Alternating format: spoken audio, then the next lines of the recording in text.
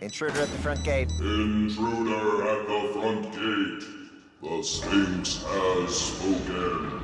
How much do you want for that watch of yours? Ours is way too creepy.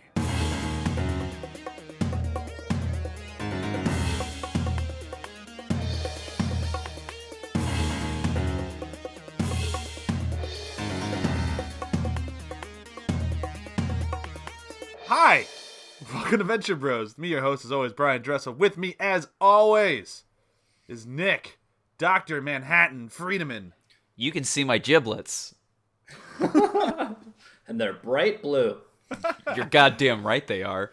I was going to go with Rorschach, but I figured your joke would be better for Dr. Manhattan. Yes. And I was right. You know, all right, very quickly, I somehow, when I first read Watchmen, did not notice him being naked the whole time. I guess I just, assumed that they were putting, a crotch thing over him. And then when I watched the movie, I was like, what is this? What a weird take. They just decided to make him underpantsless? Yeah, I was like, this is news to me. And then I was bringing it up in the cage, and somebody was like, it's in the comic book. And I was like, no, it's not. And then I went back and looked, and I was like, it definitely is. Where did I not see this? Yep. It's like a little Wow. Bart Simpson wiener. Yeah. Wow. Yeah. Well done, Nick. Thanks. It's definitely not as graphic as it is in the movie, that's for sure. I'll give you Well, that. no. It doesn't swing with every step. Whatever. And there's not multiples of them in the sex scene. Exactly. Well, that is in the comic, but that's fine. Well, you know. You keep talking. and I haven't introduced you yet. Mr. sorry. Graham Silk Spectre 2 Mason. Hello! I'm here in my nice, what is it, leather? Lycra? Spandex? Very tight-fitting suit. Yeah, very tight fitting. Yeah. I think it's like a mixture of all of those, though. Yeah. Yeah. But I look I good. mean, you should know it's your suit. Yeah. You and Marilyn Ackerman, you both pull it off very well. I give the edge to you, to be fair. Thank you. She doesn't have enough body hair to pull it off. I was going to say, my chest hair certainly pops out of the deep V. But it gets caught in the deep zipper. V. Gets caught in the zipper a lot. That's fine, though. It's part of the charm. I'm You glad sit up, enjoy you it. just go, ah! All right, I'm ready to go. I mean, it raises my pain tolerance to fight crime, I would imagine so. How would it not? Yeah. So today we're here to talk about Pinstripes and Poltergeists, one of my favorite episode titles of the entire season, just because it's fun to say. Although last week I totally forgot it, which is a little embarrassing because after you said it, I'm like, oh, I do like that one. Oh, yeah, that one that I like. Yeah. The episode itself, I'm not so hot on, but I do love parts of it. But every part that I don't love, I'm like, yawn. But that's just me this week. I'm not sure if you guys are on the same page I am. Yeah. That's apt. I agree. Yeah, I think there's a lot in this episode that's great, and there's a lot that's just like, we want to be done with the front half of this season. We're so over it. Yes. And it's like, well, let's just get these loose threads tied up and get back to what makes the show fun. Exactly. But before we dive too deep into it, I believe I'm sorry, Nick. You would never do this. Graham has been skirting responsibilities and not chiming in when it's his turn to do episode breakdowns.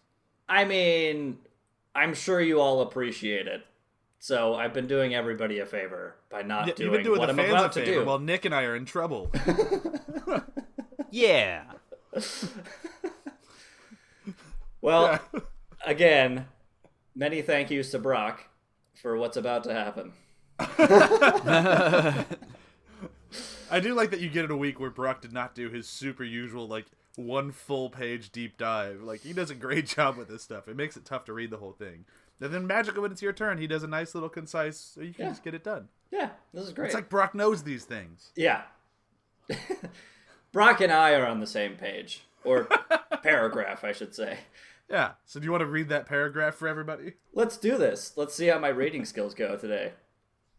The Monarch decides to team up with Monstroso, a guild member, and ruthless lawyer, in his newest plan to defeat Dr. Venture. It is an attempt to force Venture to give up his compound, as it was built with the sole purpose of good doing. and if a certain percentage of the land is not in use, then Monstroso gets the land. However, 21, with 24's apparent ghost guiding him, begins to suspect something is up and finds that Monstroso has double-crossed the Monarch and will gain all of his assets as well.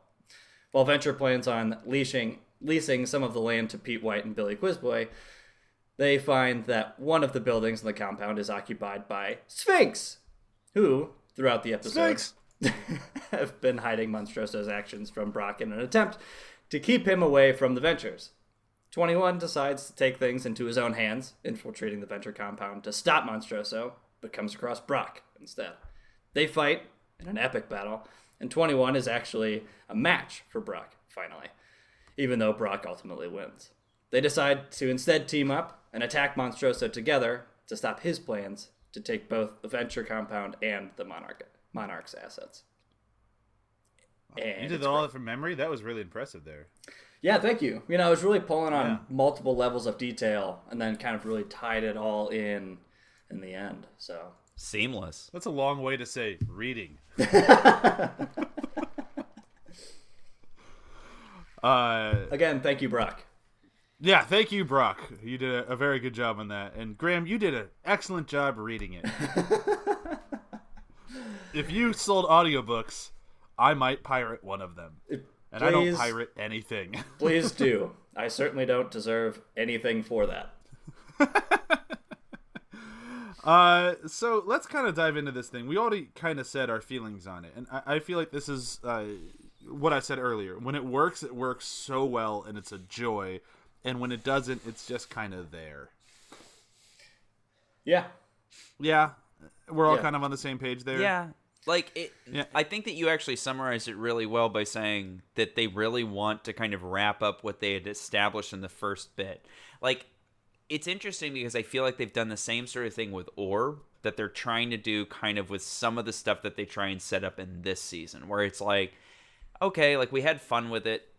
We enjoyed kind of stringing some of these pieces along, but we kind of just want to end it here so we can move on to other stuff. Yeah, that's kind of what I got from the whole thing. It's not a negative thing at all, at least in my opinion. I don't mind the way that this kind of turned out and whatnot.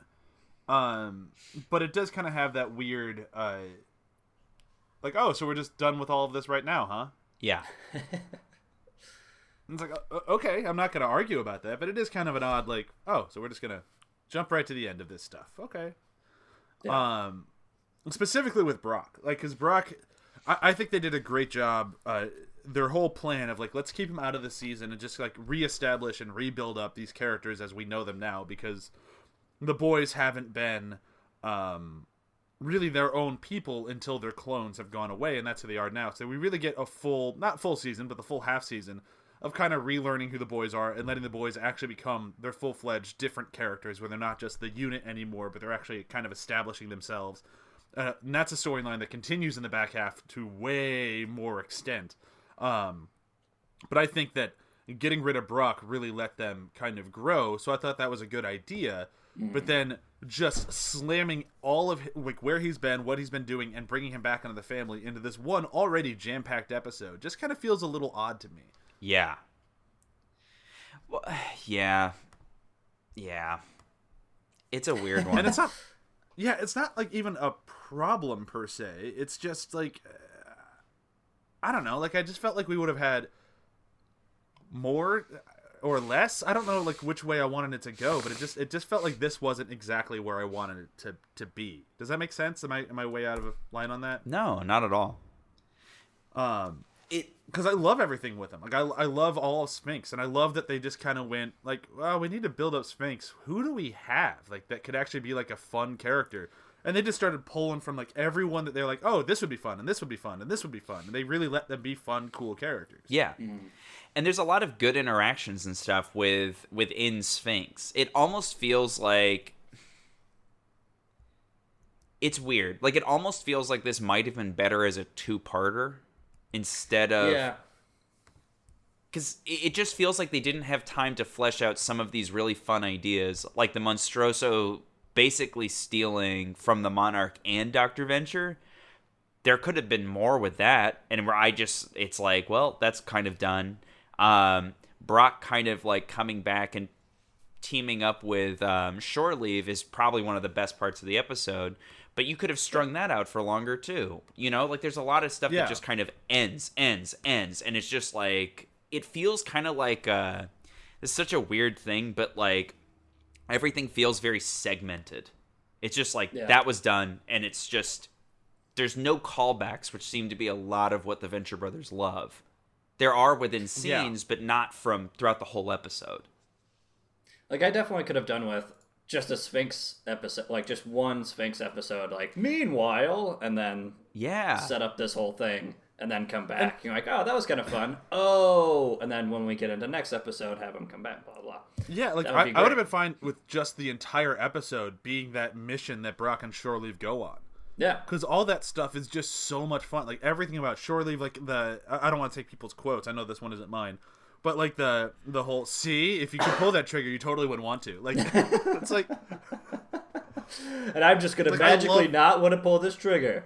Yeah, like, I love Shore Leave, and it's fun seeing them together. And I feel like I don't want to say they shortchanged us because I don't think that was. I don't want to go that far, but it feels like it walks right up to that line of like you wish you had a lot more, and it's not like the good leave them wanting more. It's more like I feel like you cut your cells for time. Kind of like the recent like Game of Thrones season of like, does it have to be this short? Like, who chose this? Exactly. Or does it do we have to be bandwidth. spending this much time on this particular thing? Like, which isn't, I mean, that's more of a Game of Thrones complaint. I actually think that that's not the problem in this episode. No, the only thing I wish we'd had more time with, especially just because knowing how big of a character becomes, pun intended, is Monstroso. Yeah. That part was great. Yeah, and everything about it is great. Like, I love him talking to the Monarch. I fucking love the Monarch trying to land on the helipad and just, nope, that's not working. Just, all right, do a barrel roll out. This isn't working. It's so cigar? good. No, I still don't smoke. Fine, I'll take a cigar. Like, all that stuff is so good that it just kind of makes me a little bit more upset that, like, all this stuff is great and we get no time with it. Whereas a lot of, like, the kitchen sink stuff, which we'll talk more about next week's episode, because that's how they refer to it, a lot of those episodes, you kind of have this, like, oh, this was the right amount of all this stuff, and I'm kind of glad this is how we got it. And then this one is just, you couldn't be more the opposite. It's like, no, I wanted everything that you were showing me, and not just the little teaspoon you gave us. Right. And I feel like there's a difference because we've talked about this before with other characters where we're left wanting more, but it's like, it's probably the right amount. Like, the Ignore Me character is probably the best example, is just, oh, right. Like, that's about as much as I really want from that character. I don't really want any more, you know?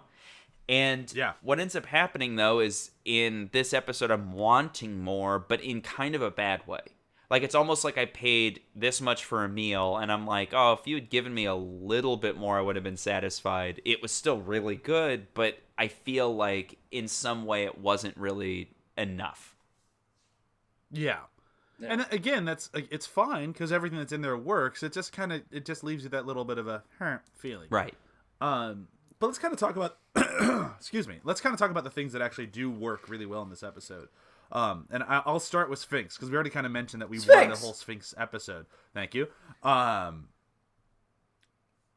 just, are they supposed to be G.I. Joe? Is that what I'm supposed to take from it? I have so many questions about this because their intro, G.I. Joe and Cobra, in a way. Yeah, like they're a little bit of costumes, both. Yeah.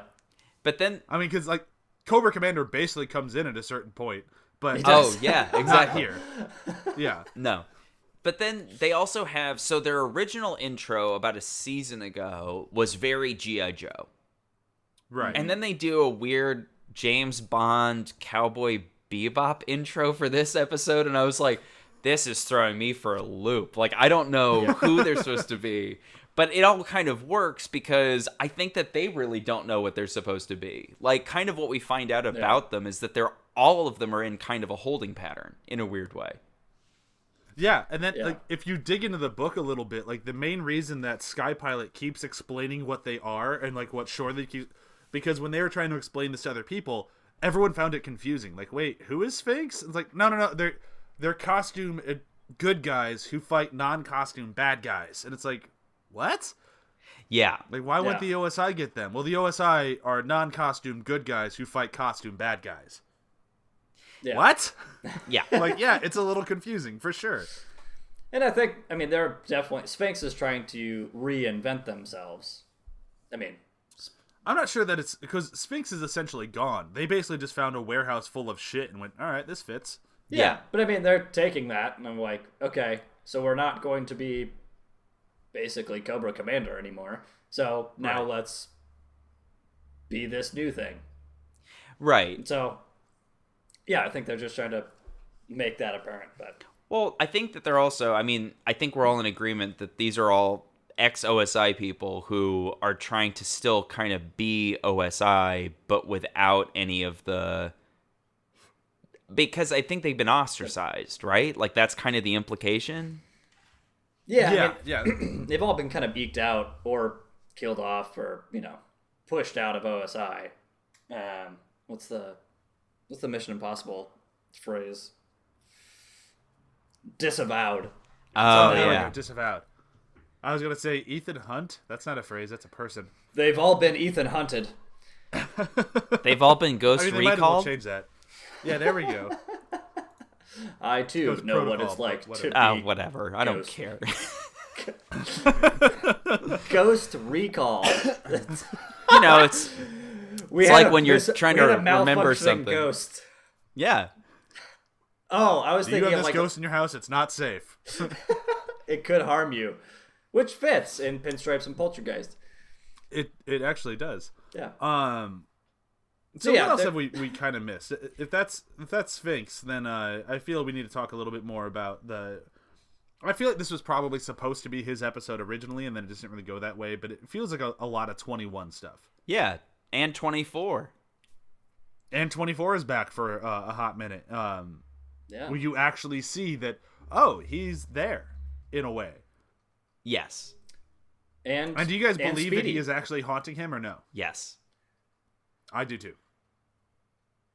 Graham. Yeah. Graham. I mean, Jinx. I don't know. I honestly don't know because at first you're like, oh yeah, of course he's there, and great. And I'm glad he has his best friend back. But then even in the episode, he talks about it's like, yeah, well, maybe I'm not actually here, and maybe I'm just giving you the push that you need to believe in yourself. You're like, maybe. Yeah, but that's a very 24 joke too. I know. That's why I'm like kind of split. Where it's like I want to, Okay. I want to believe he's actually there. Considering he brought back Speedy and President Hoover. Yeah. Their conversation in this, it's one of those things where it's kind of like when we didn't have Brok, not having 24, you forget how much you miss just their nerdy conversations back and forth. Oh, it's incredible. Like just the everything from the what's the meaning of life? The color 12. Ask me something less Hitchhiker's Guide. But like just having their repertoire back and forth again, like it was just really nice. And we don't really, I mean, correct me if I'm wrong. Does he ever see 24 again? I want to say That's what yes. That's I what I think was he trying does, to think.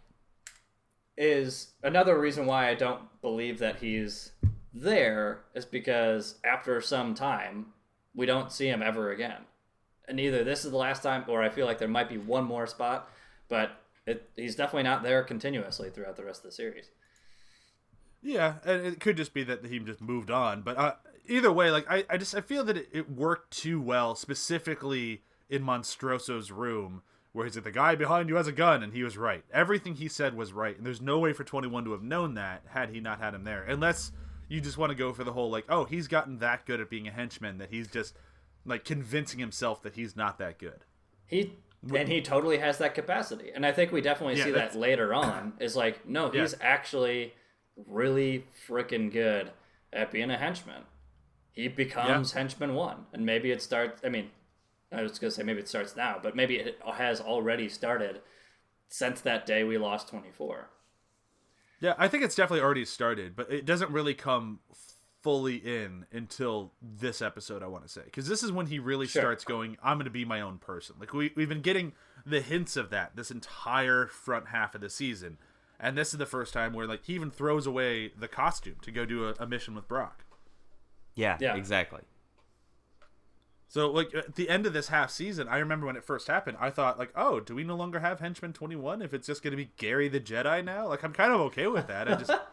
And Gary the Jedi comes back again at the end of this episode. He does. And I like Gary the Jedi. Like, I think he's a funny character. But it also kind of makes, like, I'm going to be a badass as a costume Jedi. It's like, you almost had it. You were this close, Gary. So close. But it wouldn't be Gary if he showed up, like, dressed like a special ops person. Then it's just not him. Right. Yeah. Indeed. Who haven't we hit in this episode? We should probably guess we talk haven't- about Monstroso, I think. Yeah, we don't really get a lot of Monstroso here. Like, this is definitely an introduction. Right. Yeah. Which is what I was going Into to say. it. It's like, yeah, we should totally talk about Monstroso. So should they in this episode. Yes. Yeah, because we did the same thing with the episode on the Better Man. We didn't talk about the Outrider at all because it's more so just like, here is the Outrider. Yep. Yep.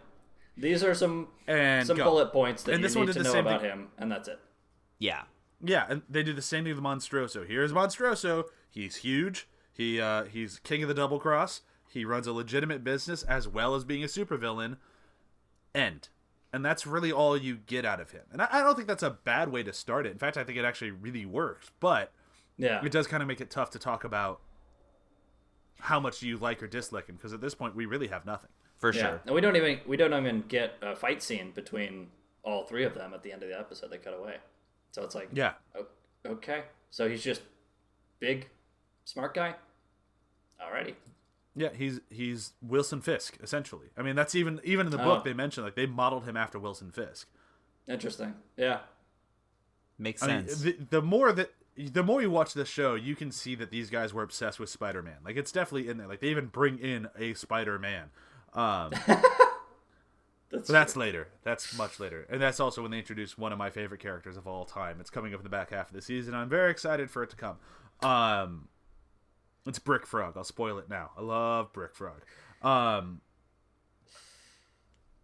But yeah, like, there's a lot of like callbacks between 21 and Brock Sampson I kind of want to talk about a little bit. Yeah. Specifically in that fight. Like, I know we already kind of talked about 21 a little bit, but we didn't really mention this sequence, which I think is really important. When we talked about 21 becoming his own person, we should have mentioned, and now we will, that the part of the way he does that is by facing Brock. And they completely recreate the scene from Tag Seal You're It, where 21 has his lightsaber, the Brock Sampson, boom, boom, boom, boom, and he just runs away screaming he's gonna pop me, like. And this time, he fights. Yeah. And he pulls it off and he lands a punch. First a good punch. one. Yeah. And he survives a fight with Brock. Like, that's huge for a henchman. Exactly. And like, Yeah. I love everything about it. I love that they do the whole dialogue, and I love that they even do the callback of the "Do I know you?" And like the first time, he's like, "I'm gonna take this and I'm gonna fight," and oh no, I have a toy, not a lightsaber. And this time, "Do I know you?" "Yes, you know me." And it's like, yeah, he really is going through some shit and figuring things out. Yeah. It's pretty awesome. And I love that we actually get to see a majority of the... Well, I don't want to say a majority, but a good portion of the fight. Well, yeah, I mean, because once he gets knocked out, he's knocked out. But Yeah. I didn't imagine that fight would go very long. But I think the fact that they were both impressed with Gary. Like, Gary was impressed with himself, and Brock was impressed with him. Yeah. And Which I is think it Awesome. shows... He impressed Brock. Yeah. And, I mean, that's totally clear because at the end of this episode, they team up. And who else would Yeah. Brock ever team up with? Anybody than somebody of his own or, equal enough strength. Yeah. Yeah, so it's, I really love that sequence. It's probably my favorite sequence of the entire episode. And it's mostly just because it calls back to such another great episode with Tag Seal You're It. And it's done really well. And it's done really well in a way that doesn't outright call attention to itself. Like, it doesn't show flashbacks to the first time. It doesn't do anything like that. It just recreates it now some years later. And if you're a fan, you get it. And if not, it still works. Exactly. Yeah. We haven't really talked about the boys much. I know they don't really have a lot to do in this episode. Yeah. Yeah. Um, It was kind of funny. So my wife doesn't watch the show much, and so this was the one episode So sad. that she was sitting next to me on the couch, and she was like, "Wait, who are the Venture brothers?" And I was like, "Oh, that's right. We haven't seen them in this episode yet." And it was like 18 minutes into the episode. I was like, "Oh, there they are." And that was basically it. They show up, they find the Sphinx compound again, which they hint at, I think, in the next episode. Like, they find us every week, which I really love. They're getting a bit buggy. Oh my god, don't ruin that for next week. It's so good. I know. So good. But the thing that I loved in this one is I love that Venture, as soon as he finds out he can wipe their minds, he's like, "Oh, have I ever told you about your mother?" And it's like, oh, Rusty, you're such a bad person. Yep. Yeah. Is there anything we haven't talked about that you guys really want to talk about? I know I've been jumping all over the place a little more so than usual. Well, but... no, because there's a lot just random stuff in this episode, and it doesn't really spend a lot of time on anything. So we're kind of, because it's setting everything up, is really like so there's not a lot we can talk about without spoiling things for future episodes to talk about specific episodes. Yeah, so with that in mind, I just kind of wanted, let's do a quick little, how do you guys feel about the front half of this season? Like, we'll just kind of talk about it as if this was like the half season finale, which it technically is. I know in the book, they both Public and Hammer go, at the end of the front half, we need to fix things in the back half. So they both think the back half is significantly better than the front half. They still like the front half, and they're still proud of their work in it, but they thought it was just a little muddled. And I would say I pretty much agree with them 100%. Yeah. Yeah, I'd say it's got the first half definitely has a bunch of good episodes. Like I'd say, like Blood of the Father is solid. Revenge Society is solid. I love Revenge Society. One of my favorites. And, the other ones are good. Well, I think that what it is that, like, what's that Coco Chanel quote where she's like, dress yourself and then take off like one accessory? So, trying to say like, don't over accessorize. And I feel like this season has a lot of accessories. And some, they're all good individually, but some just don't really go together. And I think that's kind of the problem, is that they're butting up against each other. Yeah. I would definitely agree with that, because I feel like there's a lot of really, really great ideas throughout the entire first half, and it just kind of felt like the leash should totally come off at this point, and like Cartoon Network's like, you do you, and we'll keep paying you, so do whatever you want, and they both just kind of went, whatever we want, okay, and they just started throwing everything at the wall, and then they kind of went, we need to dial this back a little bit, because what they do so well is that extreme nerd laser focus on stuff, and when they cast this wide of a net, their stuff is still really good, which just speaks volumes of how good writers they are. But it is a lot more, I think I mentioned it before, like there's a lot more cracks in the armor. Yeah, exactly. So yeah. I don't you have think a bunch at of least... stuff that's like, really good episodes, like Handsome Ransom, Self-Medication, Perchance to Dean, which are, good and funny episodes, and definitely good like one-offs, or like what you said, like Monster of the Week, like stuff that doesn't really add much. I'm trying to remember now if any of them, I'm sure some of them have little bits of things that add to the whole universe, but honestly,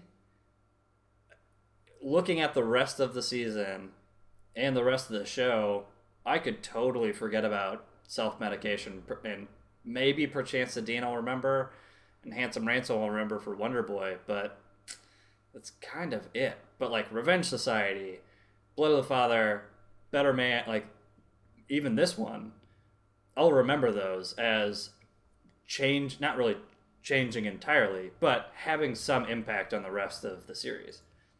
Whereas the other ones are just they were good, I guess. But I totally forgot about them. Yeah, I feel like with the exception of like one or two of the episodes, probably I'd agree with Blood of the Father and how am I forgetting the name of it? You just said it 1,000 times. The one with the two-headed guy. Revenge Society. Without the two of those, I think there's... Every other episode is a good collection of high-quality, very funny, great moments in so-so episodes. And I think that's kind of the running theme throughout the front half of this season, unfortunately. I don't think any of it's bad. I would never skip the front half. I will always enjoy rewatching it. But if I had to just sit down and watch one episode, it'd be rare that I pick one from the front half of season 4. Yeah. Yep. Back half, that's a different story. Like, when we get into the back half, we have some of my favorite episodes in the entire show, specifically with Hank's store. Like, I think the name of that episode is like Everybody Comes to Hank's. Yep. There's an episode coming up in the back half of this season that is one of my favorite episodes of TV. Like, not just Venture Brothers. Like, that episode is so great. Yeah. And that's why I don't think season 4 is bad as a whole, because I think the back half is so strong. And the front half is just good. Like, it's not great. It's definitely not bad, though. Like, it's definitely not anything that, like, would drag my opinion of the show down. Yeah, I mean, even flicking through on IMDb, it's like the first half you get, from solid 8s to 8.7, 8.8 maybe on ratings. And then the back half is 8.5 is the lowest one. You get 9.1, 9.5 out of 10. It's like the back half is definitely more solid, and they definitely nail it back. Which, again, like, I'm really glad they were smart enough to know we need to take a break. Yeah. And I think that's we've talked about it a lot this season, and I just think that it's just hard if you're stressed out about anything for that not to carry over into the work. And I think that, unfortunately, it did, but I think the second half, they had a lot of clarity in what they wanted to do, which I think is incredible. Yeah. And it shows. Like, it definitely shows. Especially when you get to, like, the 1-2 punch of the solid Hank episode and the solid Dean episode, which could not be more different in tone and story, but they work as a pairing just perfectly. So I'm really excited to dive into the back half of this thing starting next week. And I've enjoyed going through the front half. Like, I always kind of had a little bit more of a sour taste in the front half, and I've enjoyed it a lot more going through. Yeah. Yeah, it definitely has some solid bits. Some sour moments, too, but, yeah, I mean, some solid episodes in here. Yeah, it's tough to just say, like, well, that's not as good, because that's not the point. It's just that there's some episodes that aren't just as good, but that's fine. I think it's time to move into quotes. What about you? Yeah. Let's do it. Yeah? All right, I'm going to go first because I have to, because although I downplayed the entire episode is not my favorite, it does have one of my absolute favorite quotes of the entirety of Venture Brothers. So that's a big one, I know. So I had to read the whole thing back because it's really important. So it's kind of a long one. I apologize, but I'm going to read the whole thing, okay? Actually, you know what? I'm just going to lie. I'm just not going to do it. I'm just going to jump to the end. The other part I'll just leave in case somebody else doesn't have it. They're sitting in the Sphinx compound, and it's when everybody shows up to start attacking and whatnot. And Dr. Venture gets the alert on his watch and goes, intruder at the front gate. And then the huge fucking Sphinx behind them goes, intruder at the front gate. The Sphinx has spoken.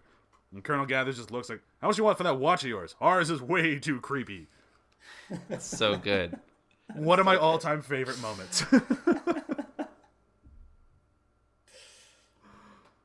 Oh, Colonel Gath. I was going to read the whole conversation in front of that because it is just that entire scene is just so fucking good. But that's a lot of jumping between characters, and I don't want to do that. That's fair. Okay. Go for it, Nick. Who's next?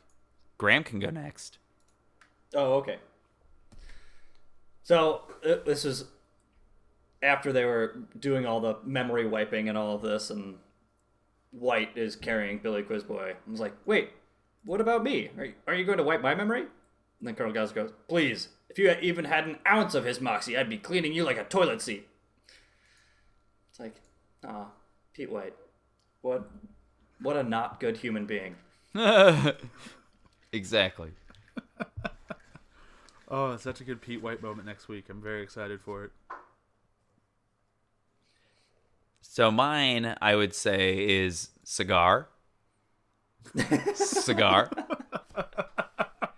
I just remember watching this the first time, and I was like, what trap is this? And then it just never pays off, and I was like, I love it so much better that he's just trying to be nice. Like, he's just like, cigar.